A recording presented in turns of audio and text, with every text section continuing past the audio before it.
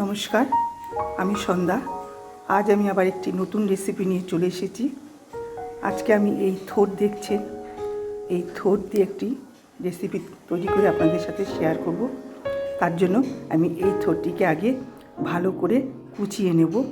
কুচিয়ে আমি একটু ভাপিয়ে নেব, তারপরে আপনাদের কাছে আবার ফিরে আসছি।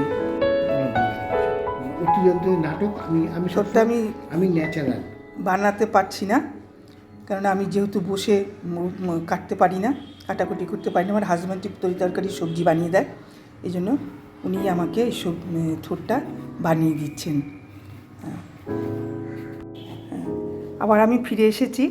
দেখুন আমার হাজব্যান্ড কি সুন্দর থোড়টাকে কুচিয়ে দিয়েছে। আমি এর আগে বলেছিলাম যে আমি ভাপিয়ে নিয়ে আপনাদের শেয়ার করব, কিন্তু যেহেতু আমার স্বামী মানে এটাকে বানিয়ে দিয়েছে, সেই জন্য তার আগে আপনাকে ভাপানোর আগেই আমি আপনাদের সাথে শেয়ার করলাম যে আমি এত সুন্দরভাবে কোচাতে পারতাম না, আমার হাজব্যান্ড বলে এত সুন্দর সে কুচিয়ে দিয়েছে। এবার আমি ভাপিয়ে নিয়ে আবার ফিরে আসবো। আমি ভাপানো বসিয়ে দিয়েছি। এবার সামান্য একটু হলুদ দিয়ে দেবো, তাহলে থোড়টা কালো হয় না। বন্ধুরা, আপনারা থোড় যদি কোনো সময় করেন, তাহলে আপনারা এইভাবে একটু হলুদ দিয়ে ভাপিয়ে নেবেন, তাহলে এটা কখনোই রঙটা কালো হয়ে যাবে না। আমি থোড়টা আমার ভাপানো হয়ে গেছে, হলুদ দিয়ে আমি ভাপিয়ে নিয়েছি। সঙ্গে নিয়েছি আলুটাকে ডুমডুম করে কেটে নিয়েছি। আলুটাকে আমি ভেজে নেব। এবার টমেটো নিয়েছি, আর নিয়েছি আদা বাটা, আর গোবিন্দভোগ চালটাকে ভালো করে ধুয়ে আমি ভিজে রেখে জল ছড়িয়ে নিয়েছি জিরের গুঁড়ো, ধনের গুঁড়ো, একটু লঙ্কার গুঁড়ো, আর একটু হলুদ গুঁড়ো, পরিমাণ মতন আমি স্বাদ মতন নুন দেবো, আর একটা তেজপাতা, একটা দারচিনি, আর একটা এলাচ। এবার আমি আলুটাকে প্রথমে ভেজে নেব। আলুটাকে আমি প্রথমে ভেজে নিচ্ছি। আলুটা ভাজা হয়ে গেলে আবার ফিরে আসছি। আলুটা আমি হালকা করে ভেজে নিয়েছি। এবার আমি জিরে, তেজপাতা, একটা শুকনো লঙ্কা, দারচিনি আর এলাচটা দিয়ে দিলাম।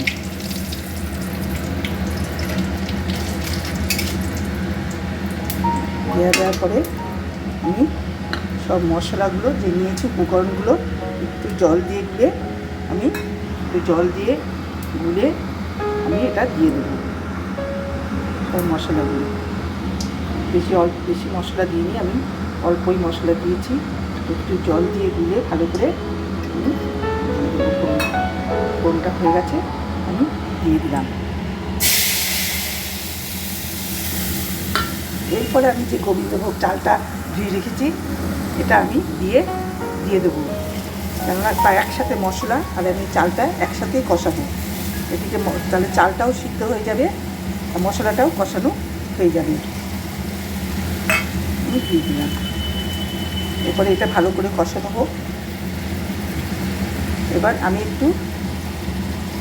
মিক্স করেছিলাম, নুন দিয়ে দিলাম। যতটা আমার নুন লাগবে নুন দিলাম।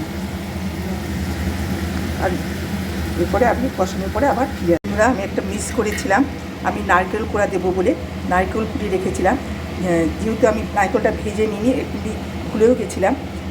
আমি আমার শাশুড়ি মা যেহেতু বৃদ্ধা, এই জন্য আমি কুচিয়ে দেবো না, আমি একটু নারকেল কোড়া দিয়ে দেবো।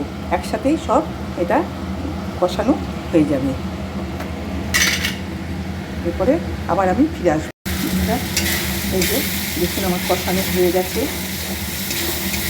চাল আর মশলাটা কষানো হয়ে গেছে। এরপরে আমি দিয়ে দেবো টমেটোটা আর আলুটা যদিও আমি হালকা করে ভেজে নিয়েছি, আলুটাও দিয়ে দেবো, টমেটোটাও দিয়ে দিলাম। একটু নাড়াচাড়া করে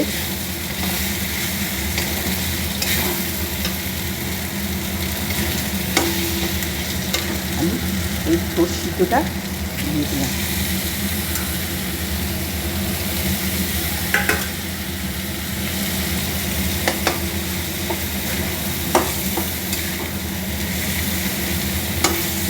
ভালো করে মিশিয়ে জল দিয়ে আমি এবার ঢেকে দেবো। এবার ঢাকনাটা আমি খুলে নিলাম। সুন্দর হয়ে গেছে, দেখুন কি সুন্দর রং হয়েছে, কালচে হয়নি। থোড়ে অনেক সময় কালো হয়, এই হলুদ দিয়ে আমি ভাপিয়ে নিয়েছিলাম বলে কালো রং হয়নি। এবার আপনাদের পছন্দ মতন একটু স্বাদ মতন একটু নুন আর একটু ঘি দিয়ে আমি গরম মশলাটা দিয়ে দিলাম। আপনারা আপনাদের স্বাদ মতন মিষ্টি আর ঘি দিয়ে নামিয়ে নেবেন। আজকের মতন এখানে আমার হয়ে গেল থোর ঘন্টটা। গোবিন্দভোগ চাল দিয়ে আমার থোর ঘন্ট। যদি আমার রেসিপিটা আপনাদের ভালো লেগে থাকে আমাকে একটা লাইক, কমেন্টস, শেয়ার করে দেবেন আর আমার চ্যানেলটিকে সাবস্ক্রাইব করে দেবেন। আজকে এই পর্যন্তই।